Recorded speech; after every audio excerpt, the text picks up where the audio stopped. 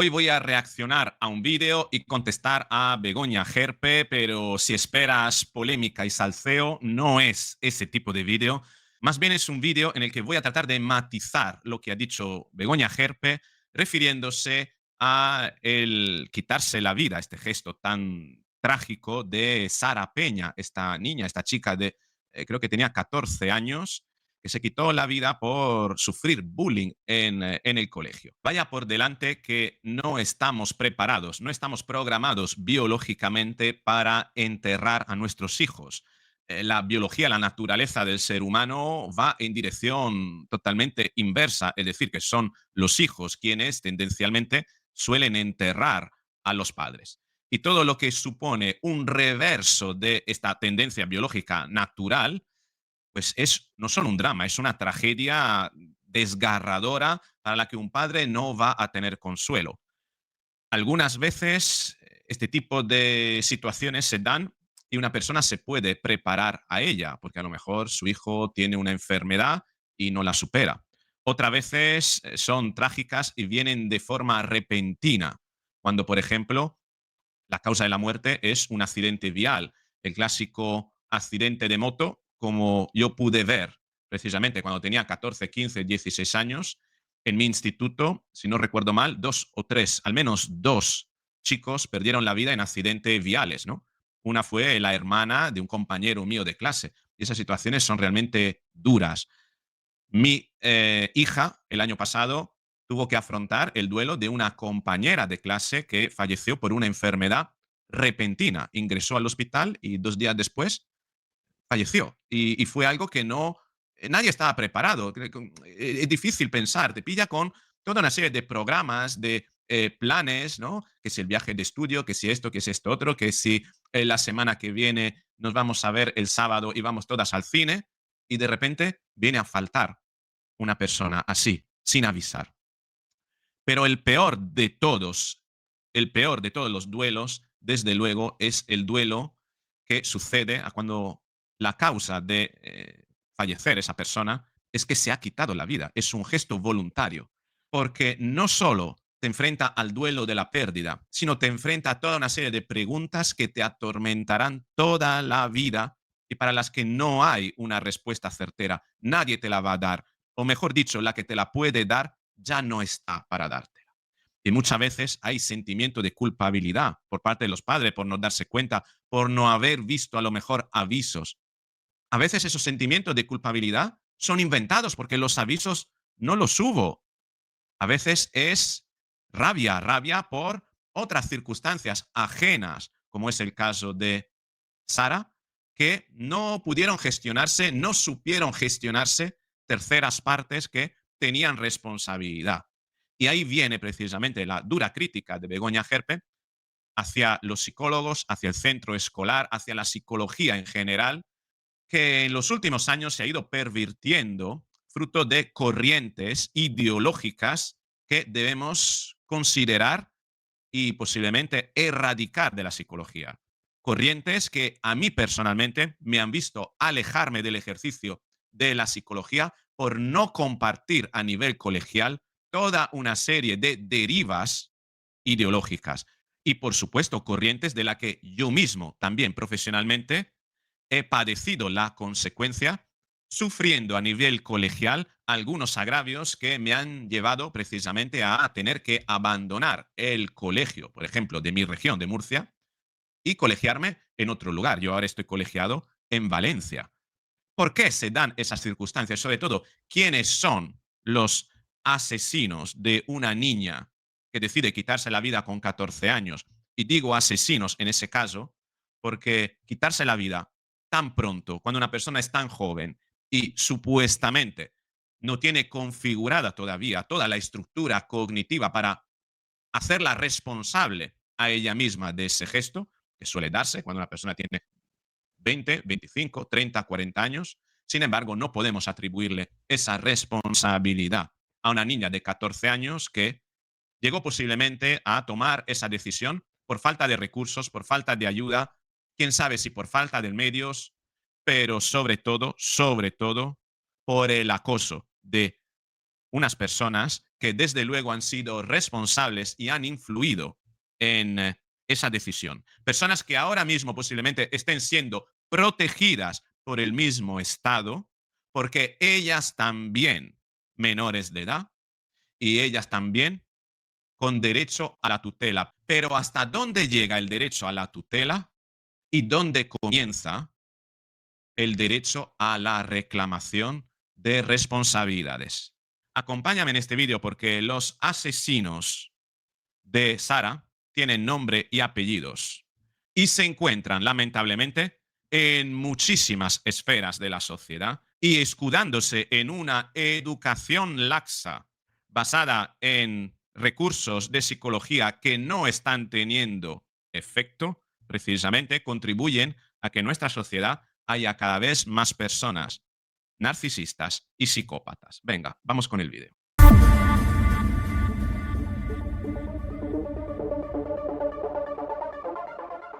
Este es el vídeo que me ha llegado de Sara Peña, una niña de 14 años que ya no está entre nosotros, una niña guapísima, como podemos ver de este vídeo, que posiblemente haya sido víctima de los celos y de la legitimidad que se arrogan a día de hoy determinadas personas para considerar que su sentir tiene más valor que el sentir de otro y que en base a ese sentir se legitiman precisamente para hacer daño, insultar, desear públicamente incluso el mal a otras personas. Su intolerancia frente a otros y hacia otros siembra precisamente la semilla del mal que en ocasiones contribuye a acabar con la vida de personas, como ha sido en el caso de Sara. Puedo utilizar esta imagen porque los padres han decidido que la imagen de Sara sea divulgada precisamente a modo de sensibilidad. Parece ser que Sara no tuvo ayudas o que el centro, por lo que pudo entender, se negó en aplicar el protocolo de acoso y esto derivó precisamente en una decisión trágica, una decisión la más letal de todas, ¿no? De quitarse la vida por parte de Sara. Me llega también este vídeo, ella es Sara Peña y sus padres piden que nadie la olvide. Que descanse en paz la chiquilla, pero sobre todo que los padres sepan reponerse de algo que es difícil tener consuelo, desde luego, que es la pérdida de un hijo y la pérdida en estos términos, como estaba comentando. Me llamó mucho la atención lo que dijo Bertrán Endongo. Es un vídeo largo, son 5 minutos, comentando que su hijo también su hijo mayor, cuando tenía 10 años, fue víctima de bullying, ¿no? Hablamos con el colegio, efectivamente, lo estaba pasando muy mal. Como el cole siguió sin hacer nada contundente, lo saqué inmediatamente del colegio con todos sus hermanos. Hoy es otra persona. Para un profesor, un hijo es más, pero para mí es único, irreemplazable. Por lo tanto, debo luchar por él, no confiar en que lo harán otros. Es así, es así. No podemos esperar que otros nos resuelvan estas cuestiones. Y muchas veces la educación basada en compartirlo, en la no violencia, lo que está llevando precisamente a que estemos construyendo, como dice Samuel Vázquez, una sociedad inerme, una sociedad no solo vulnerable, sino también una sociedad inofensiva, es decir, sin capacidad alguna de usar la violencia para afrontar la violencia. En la educación, y aquí tienen mucho que ver la psicología y la pedagogía, estamos acostumbrando a los niños a leyes tan subnormales, tan antinaturales como el hay que compartir. ¿Y cómo vamos a compartir cuando el otro se toma las cosas con abuso? Porque normalmente las peleas en los colegios entre niños para compartir suelen surgir de que una parte de las dos quita las cosas a otro con fuerza, con fuerza. Y en la otra parte siente que no es justo y se pone a llorar. O precisamente trata de retomarla, a veces con la misma fuerza, y lo que se encuentra por parte del maestro, de la profesora o de quien esté ahí, del tutor, la tan socorrida frase, tan manida frase del hay que compartir como forma educativa que legitima, por tanto, a aquel que arrancó el juguete de la mano de ese niño a seguir haciéndolo porque el otro tiene que compartir. Y así es como están creciendo nuestros hijos, en base a toda una serie de reglas basadas esencialmente en la... Pero ¿en qué convivencia? En la convivencia basada en la huida del conflicto y que no defiende precisamente la necesidad del conflicto para hacer valer uno sus propios derechos. Y así como estos niños crecen y se hacen mayores con 10, 15, 20 años, 25 años, y creen que sus ideas, que sus puntos de vista tienen derecho a prevalecer sobre los demás y sobre todo acostumbrados a que los demás tienen que compartir. Y así van a la universidad. Quizás estés pensando que voy a utilizar la muerte de Sara Peña para instrumentalizarla políticamente. Piensa lo que quieras, pero quiero llevarte a unas conclusiones muy claras. Y son las conclusiones sobre el hecho de que la educación y las filosofías de educación que hemos implementado en los últimos años, en los últimos 20 años, con lo que están creciendo precisamente los jóvenes actualmente, no están funcionando. Son técnicas pedagógicas y educativas basadas esencialmente en la ausencia del castigo, sustituyéndolo por el refuerzo positivo. El refuerzo positivo engendra un grave peligro. El hecho de que creemos que las personas van a crecer y van a educarse en la medida en la que reciben un refuerzo positivo de aquello que hacen bien. Está educando a las personas, a los jóvenes, a comportamientos instrumentales, es decir, solo hago algo en la medida en la que tengo claro que vaya a haber una recompensa, pero el mundo natural no funciona así. Las personas aprendemos a hacer la cosa no porque haya una recompensa, sino que las hacemos y cuando esa recompensa aleatoriamente se da, entonces aprendemos que ese comportamiento puede ser útil.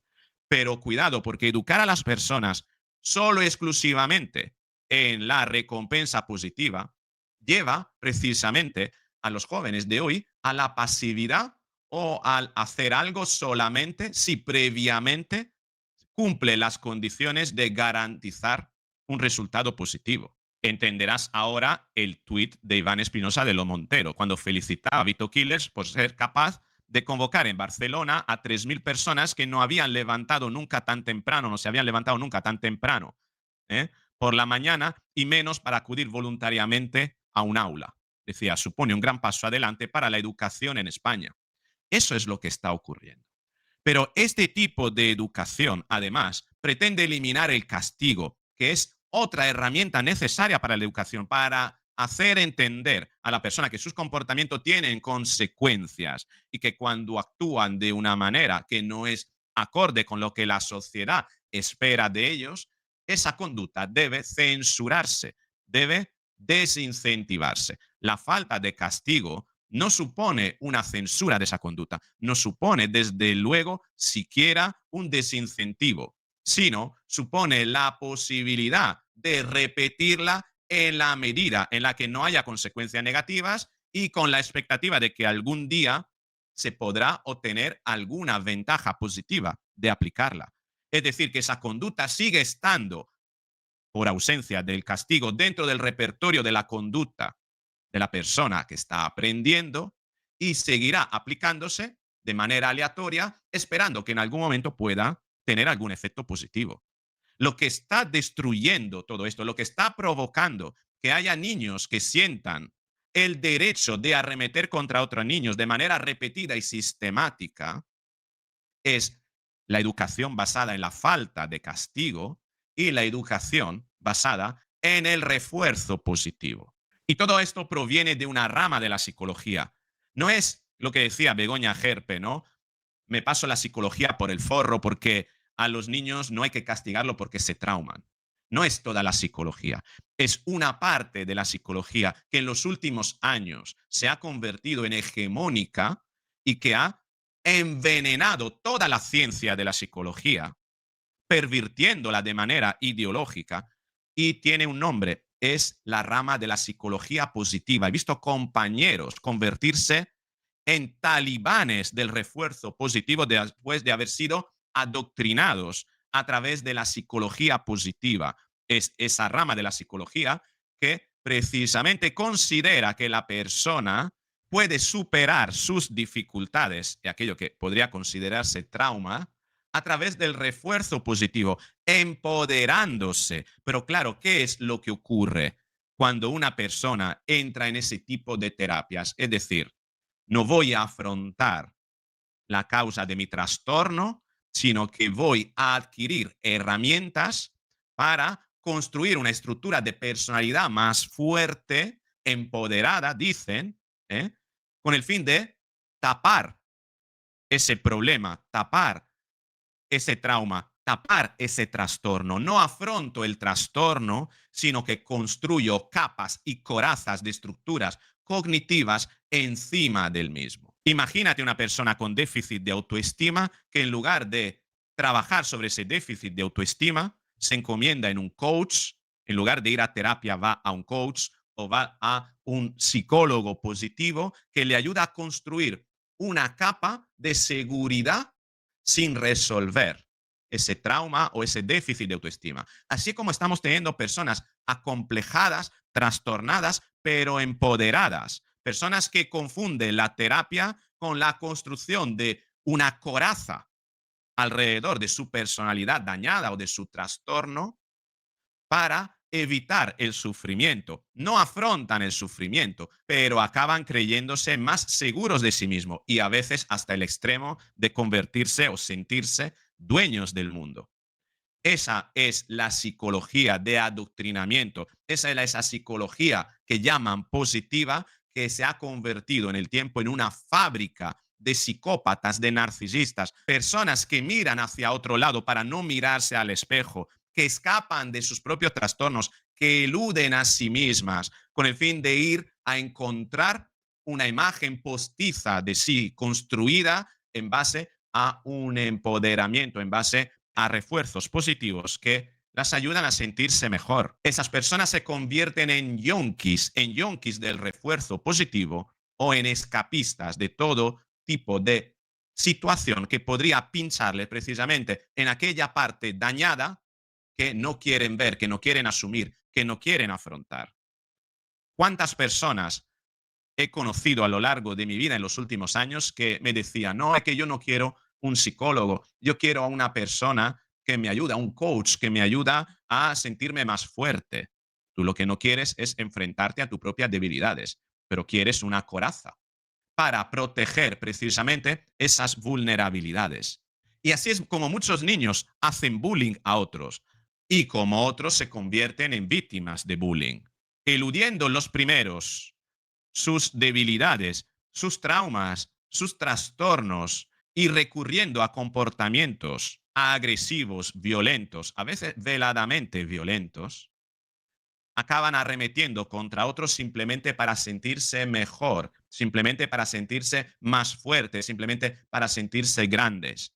Y como los segundos se convierten en víctimas precisamente fruto de una educación que ha eliminado el castigo a los primeros para evitar traumarlos más. Y no puedo no pensar en cuánto de esos niños hubo en esa manifestación de gente que amedrentó a Vito Quiles en la Universidad Abierta de Barcelona para que no hablara, creyéndose ellos, haciéndose los valientes y creyendo que estaban defendiendo un territorio cuando en el fondo lo que estaban haciendo era perseguir a una persona simplemente por tener ideas diferentes. A veces te persiguen porque eres más guapo que ellos, a veces te persiguen porque eres más inteligente, a veces te persiguen porque tienes mejores ideas, a veces te persiguen, te deshumanizan, te descalifican y te insultan porque simplemente ellos no tienen argumentos. Pero el sistema es el mismo y la raíz educativa es la misma. Niños consentidos, educados en base al refuerzo positivo, que solo hacen algo en la medida en la que puedan obtener una renta. No olvides las paguitas, ¿eh? Y por supuesto, niños a los que nadie ha censurado su conducta para evitar traumarlos. Así es como llegan incluso a altos cargos de la política personas trastornadas, pero envalentonadas e empoderadas hasta el punto de decir cosas como la que dijo Pablo Iglesias sobre Vito Quiles. Vito Quiles es un escuadrista, es un provocador. Tengo ganas de ver a los antidisturbios pegar de una vez a estos matones. A esta gente no se les puede tolerar, no se les puede llamar periodistas. De extrema derecha, Vito Quiles. Anunciado por el agitador de extrema derecha, Vito Quiles. El agitador de extrema derecha, Vito Quiles. Yo creo que Vito Quiles es un antisistema, que sea ídolo de los jóvenes. Porque yo con mis hijos tengo unas peleas, es que Vito Quiles, digo, Vito Quiles, es que está cogiendo un poder que no lo debería de tener. Es que, ¿quién es Vito Quiles? ¿Me lo podéis explicar? Y celebro que las universidades rechacen que un tipo que no es nadie... Vito Quiles está haciendo algo que ya ha hecho otra persona, o sea, es un copión, es que ni siquiera es original. Es un propagandista que simplemente trabaja a sueldo de los que le pagan. Los que no piden desde la televisión que pagamos todos los españoles que me pegue la policía, se lamentan porque me siguen y me apoyan sus hijos. Yo lo que no entiendo es qué he hecho tan grave para que no se me permita hablar en este país. ¿Por qué no puedes pensar distinto sin que te llamen facha? ¿Por qué no puedes ir a la universidad pública a defender ideas diferentes a las que defiende la izquierda sin que se te concentre una turba totalitaria para impedírtelo? ¿Por qué no puedes criticar al gobierno sin que todas las televisiones se te echen encima, te acosen y te ataquen? ¿Por qué no se puede hablar en libertad cuando estamos todo el día hablando de democracia? ¿Por qué se defiende más a los que van a las universidades con bengalas y banderas de Palestina que a los que van con libros o a escuchar una charla? ¿Por qué puede dar una charla en la universidad un prófugo de la justicia o un condenado por terrorismo y no un periodista crítico con el gobierno? Todas estas cosas son las que no queréis que expongamos y que vais a tener que escuchar, porque a pesar de la cancelación me vais a oír en todas las universidades en los próximos actos. La juventud de España ya no se arrodilla ante los totalitarios ni ante los corruptos, y os lo vamos a demostrar. Así es como los asesinos de Sara llegan a la universidad y se convierten en los que asesinan ideológicamente a gente como Vito Quiles. Es el mismo proceso, es la misma raíz educativa, es el mismo fallo al origen. Gente que se siente en el derecho porque lo siente, porque lo vale, porque lo cree, que sus ideas y su punto de vista debe prevalecer a la fuerza contra el de otros, hasta el punto de que no llegan siquiera a ser conscientes muchas veces del daño que provocan a los demás. Grave accidente en la C-35, la manifestación por Palestina en medio de la niebla provoca un choque múltiple. Pero esto no te lo contarán los medios de comunicación, a no ser que le vayamos a culpar a los pro-Palestina, a no ser que les vayamos a traumar. La Universidad Abierta de Barcelona no tomará iniciativa, no tomará represalias contra los violentos que amedrentaron a Vito Quiles, a no ser que los traumemos. Así que después no nos sorprendamos que tengamos en puestos de liderazgo, desde la empresa a la política, instituciones públicas, gente capaz de decir esto. Yo, don Carlos, no estoy dispuesto a gobernar a cualquier precio. Yo no voy a ser presidente del gobierno a cualquier precio. Usted me pregunta, ¿está dispuesto a cualquier cosa para llegar al gobierno? Yo le digo que no. Es más, mire, si algo he criticado de Mariano Rajoy durante estos 4 años, son 2 aspectos que yo no pienso repetir si soy gobernante. 1, mentir a los españoles. Mentir a los españoles, porque se presentó con un programa electoral que luego no ha aplicado. Y 2, pero vamos al grano. Y dos, no, discúlpeme, es que usted me está diciendo, ¿está dispuesto a hacer cualquier cosa para llegar al poder? No. ¿Por qué? Porque yo soy, o aspiro a representar algo muy distinto a Mariano Rajoy. Es decir, dejaría gobernar al PP si gana las elecciones. No, discúlpeme. Mariano Rajoy, déjeme terminar, por favor. Mariano Rajoy mintió a los españoles en el programa electoral y los jueces están investigando que ha acudido dopado con financiación irregular durante estos últimos 20 años a los procesos electorales. Es decir, el Partido Popular ha hecho todo y de todo para poder llegar a la Moncloa. Yo, desde luego, no voy a hacer todo ni de todo. Abusones que se sienten en derecho de mentir una y otra vez, de engañar a las personas, de pedir que se ejerza la violencia incluso y de legitimarlo. Y personas a las que tal vez le hayan faltado 2 hostias a tiempo, no lo sé, te lo planteo, ¿crees que sí, crees que no? Porque en el fondo, los asesinos de Sara también son todas estas personas. Si te ha gustado el vídeo, dale al me gusta, compártelo, escríbeme tu opinión abajo en los comentarios, tengo interés en leerla. Suscríbete, activa la campanita y nos veremos en el próximo vídeo. Que descanse en paz, Sara.